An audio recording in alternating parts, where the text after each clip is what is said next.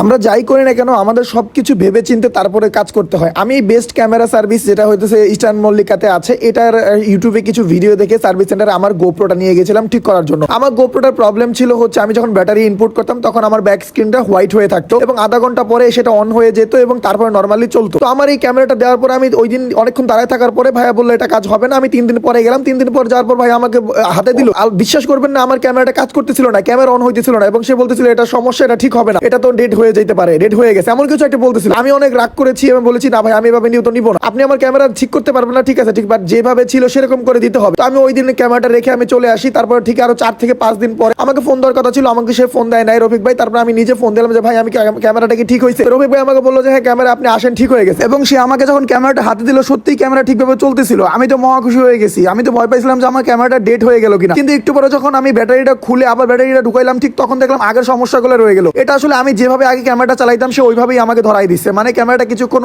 On করে রাখলে automatic আবার মানে চলে। তো সে আমাকে বলতেছিল ঠিক হয়ে গেছে। তাই আসলে সবকিছু ভেবে চিন্তে সবাই কাজ করবেন আর সবাইকে আসলে বিশ্বাস করবেন না। যদিও রফিক ভাইয়ের ব্যবহার যথেষ্ট ভালো ছিল, কিন্তু তারপরও ইলেকট্রিক যে কোনো জিনিস কাজ করার আগে ভেবে চিন্তে কথা ভেঙে নিবেন যাতে আপনি পরে বিপদে না পড়েন।